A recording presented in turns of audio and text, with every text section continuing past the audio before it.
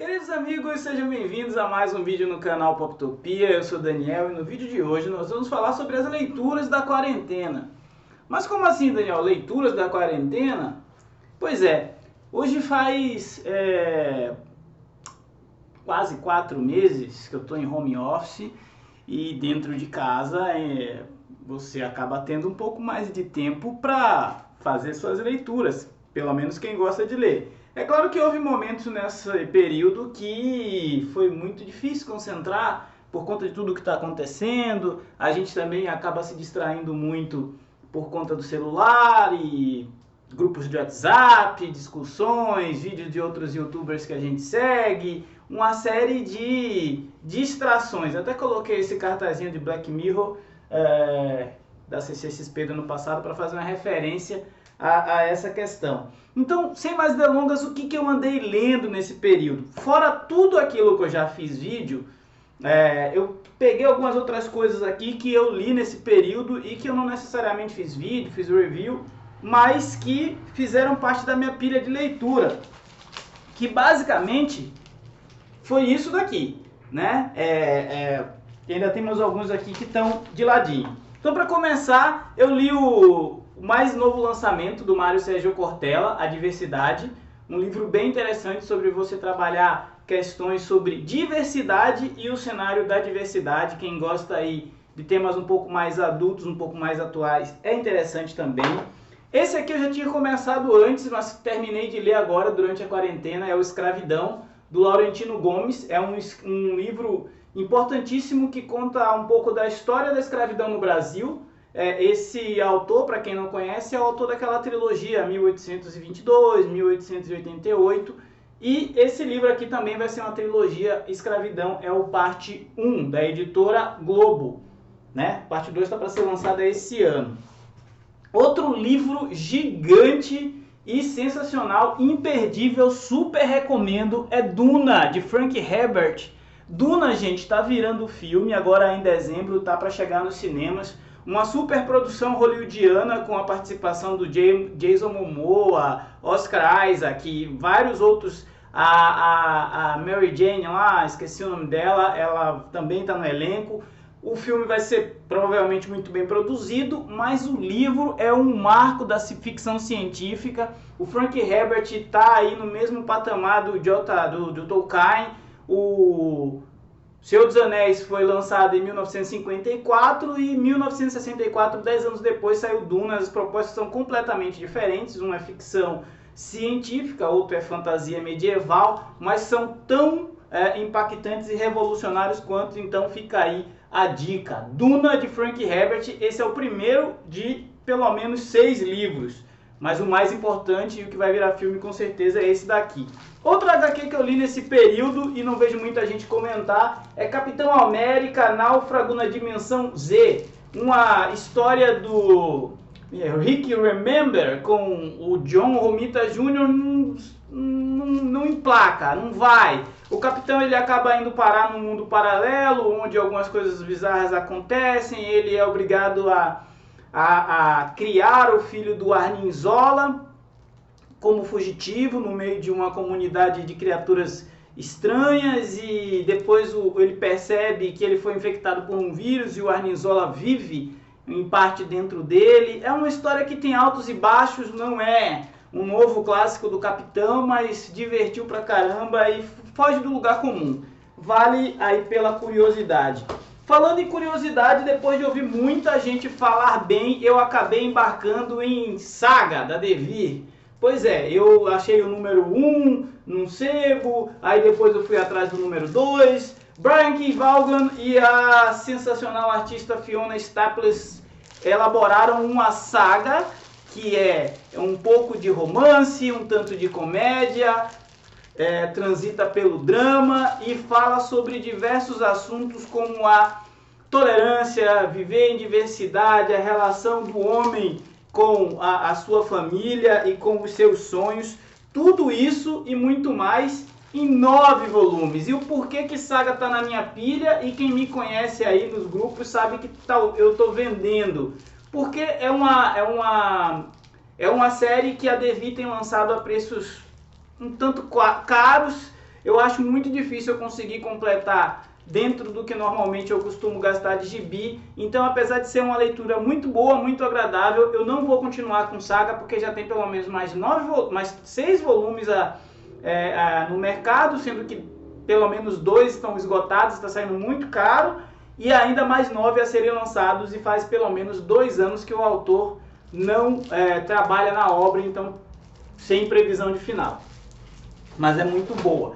Outra HQ que eu li nesse período, mais fininha e rapidez, foi justamente Carnificina, Mente Assassina, uma edição especial que a Panini lançou aí para fazer uma espécie de prólogo de Carnificina Total, que está saindo nas mensais do Venom e do Homem-Aranha. Eu gostei dessa edição, é uma volta aos anos 90, mas não me empolgou a ponto de eu seguir a minissérie lá que está saindo do Venom, né? Então essa daqui é uma edição do Warren Ellis e é bem escrita, foi R$12,90, capa cartãozinha, vale aí se você achar, é uma história fechada interessantíssima. Outra HQ que eu li também, aí compra de internet, sebos, grupos e afins, foi Hulk e Wolverine, 6 horas, é uma minissérie em 2 partes que a Panini lançou aqui lá no já distante ano de 2006.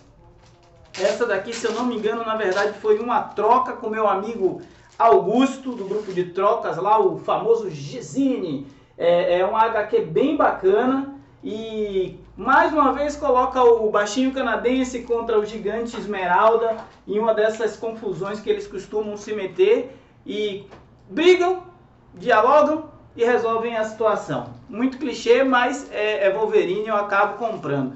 Falando em Wolverine, eu acabo comprando, eu também tive finalmente a oportunidade de aquisição de A Era de Ultron, uma HQ de uma saga que eu já tinha lido quando foi lançada em minissérie aqui no Brasil, e confesso que eu já não tinha boas recordações por conta dos embrólios que o Bendis propõe aqui, de viagem no tempo, discussão moral entre matar ou não um vilão para evitar que as coisas aconteçam, e é um tanto corrido a solução, a forma como alguns personagens são desenvolvidos, ou melhor, como alguns personagens aparecem agindo de forma completamente distante daquelas que eles costumam agir. O ponto alto é que talvez tenha sido a última grande história do Nick Fury clássico na Marvel, né? A gente sabe que o Nick Fury foi, à medida que os filmes dos Vingadores foi ganhando notoriedade, ele foi substituído pela versão negra dele, que é baseada no Samuel L. Jackson, mas não é uma história nem que tem relação nenhuma com o filme dos Vingadores, A Era de Ultron. Então, assim, é uma saga que se você encontrar e tiver bem em promoção, vale a pena você pegar para ler, mas não teve relevância gigante nenhuma no universo Marvel, e do ponto de vista de arte, de HQ, não traz também nenhuma grande novidade. Outra que eu acabei pegando nas bancas foi A Morte dos Inumanos, uma história que sai do nada, vai para lugar nenhum. A proposta é ficar claro que a Marvel não sabe o que fazer com os Inumanos e aqui tenta de novo colocar os personagens para baixo do tapete. Depois dos Inumanos tentarem emplacar os Inumanos com uma notoriedade, meio que para substituir os X-Men, na época que os X-Men estavam com a Fox, e aqui eles estão voltando a esconder os Inumanos, a tentar encontrar uma solução para esse grupo de personagens, mas não é uma história também que vai deixar saudades. Daqui a pouco nem os próprios editores vão lembrar que escreveram isso. Na sequência, eu embarquei também no lançamento aqui no Brasil dos 3 volumes de Quarteto Fantástico, que foi durante muito tempo um HQ extremamente pedida que voltasse. A primeira família da Marvel precisa estar de volta, os Imaginautas, exploradores do universo, e aí colocaram o Dan Slott com alguns desenhistas para trazer essa HQ, e sinceramente é um quarteto nada fantástico que a gente tem visto até agora, muito insosso. O primeiro volume com a volta é uma volta morna, o segundo volume com o lançamento com o casamento, me perdoem, o casamento do Coisa com a Alicia funciona, emociona, mas ainda deixa a desejar no ponto de vista de uma aventura do Quarteto Fantástico. Se fosse só uma edição especial de casamento, tudo bem. E o volume 3 derrapa de vez, porque traz o Destino, traz o Latveria, traz o Galactus para um monte de clichê, para uma aventura extremamente requentada. E aí fica aquele gostinho de tipo, se é para voltar o Quarteto Fantástico desse jeito, poderia manter eles um pouco mais descansando. Outra HQ que tem recebido bons comentários, eu embarquei, mas não devo continuar, é o Demolidor do Chip Zdarsky, que nesse primeiro volume me parece um tanto quanto pisando em ovos, ainda tentando entender qual que vai ser a proposta dele para o personagem. As pessoas falam que é uma fase muito boa. Eu acabei comprando porque saiu naquele formato que eu gosto, né? Capa cartão, R$20. É uma história bacana, é uma história do justiceiro, do Demolidor encontrando o Justiceiro, estando envolvido numa trama urbana ali com a polícia de Nova York, mas que falta. É um feijão com arroz não tão bem temperado, então foi uma leitura que, né, não me agradou muito. Mas tá aí Demolidor do Chip Zdarsky também, pilha de leitura efetuada, né? No último final de semana chegou nas bancas esse lançamento da Panini, o Thanos Santuário. É uma HQ de 144 páginas, custando R$ 23,90, capa cartão, e traz aqui um pouco do passado do Thanos com a sua filha Gamora. Então, assim, a história gira em torno de como o Thanos capturou e criou e educou a Gamora. Vai ser um prato cheio e uma história interessante para quem conheceu os personagens a partir do filme, né? Para quem está aí querendo entender a lacuna de como foi essa relação do Thanos com a infância da Gamora e o personagem que ela veio se tornar depois. Eu particularmente achei interessante, não é nada de extraordinário, mas vale a pena, inclusive, para apresentar outros personagens, como o Fausto de Ébano, Próxima Meia-Noite, a própria nave do Thanos, que é por isso o nome da HQ, Santuário Zero. É uma história bacana e vale a pena investir. Homem-Aranha Corrente também já lido, conferido, inclusive tem vídeo no canal. Boa HQ. É um formato interessante que a Panini encontrou aqui, mais um HQ especial em comemoração aos 80 anos. Outra HQ lida nesse período também foi, com vídeo no canal, o espetacular Homem-Aranha de Volta ao Lar. Essa aí também tem vídeo no canal, não vou me aprofundar muito. Eu acabei embarcando em uma outra aventura bem interessante e que a propósito está... Essa sim caiu no meu gosto. Beasts of Burden, eu fiz o vídeo sobre o Cães Sábios e Homens Nefastos, uma HQ que entrou em oferta relâmpago na Amazon, eu acabei fazendo aquisição, gostei demais. O tratamento editorial, o trabalho de Pipoca e Nanquim, muito bom. Na sequência surgiu a oportunidade de pegar também o Rituais Animais, que é a primeira HQ dessa série, e também continua com nível elevado, uma história de fantasia, uma fábula moderna. Recomendo, vale a pena. Se você está procurando um gibi que dialoga terror, magia, mas também com infanto-juvenil, que você pode deixar uma pessoa mais jovem, uma criança ler, ou alguém, tá aí, Beasts of Burden. Espera uma boa oferta e faz a aquisição, porque vale a pena. Seguindo com nossa pilha de leitura, teve material da DC Comics também, fiz a releitura e revisitei essa importantíssima saga que é Crise de Identidade. Brad Meltzer e Rag Morales em uma das histórias mais perturbadoras dos heróis da DC, onde uma série de segredos do passado vem à tona a partir de um assassinato e faz um rebuliço em tudo que a gente conhece de personalidade, de segredo, de relacionamentos da Liga da Justiça. História autocontida, também é fácil de ser encontrado nos sites de venda. Eu gostei bastante dessa leitura e é o tipo de história que você não vê tão comumente na Liga da Justiça, mas que da mesma forma mostra como que os personagens, por mais que a gente já conheça, podem ser explorados de uma perspectiva completamente diferente.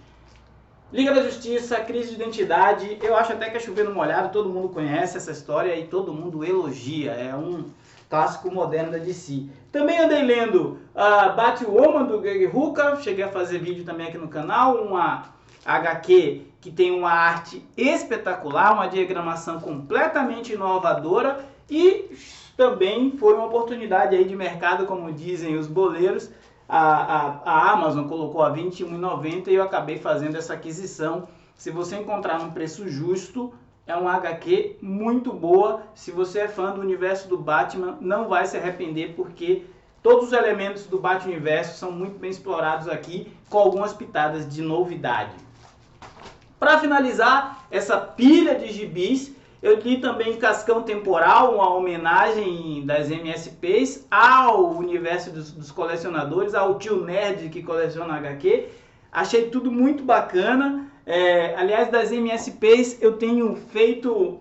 O meu critério é procurar aquelas que toquem temas mais sociais e que se distanciem um pouco mais do que a gente está acostumado a ver já no universo regular das histórias da Turma da Mônica, e essa daqui não decepciona. Se você ainda não leu, leia, principalmente se você for colecionador, leitor de quadrinhos, você vai se identificar e talvez até se emocionar. Pessoal, foram essas as minhas leituras até aqui, desses quase 4 meses de quarentena. Eu queria saber de vocês, o que vocês andam lendo, o que vocês andam fazendo, porque agora começa o segundo semestre, a gente ainda tem muita leitura pela frente e falar de gibi, falar de leitura é bom demais. Espero que vocês tenham gostado, deixe seu joinha, se não for inscrito, se inscreva no canal e aquele abraço!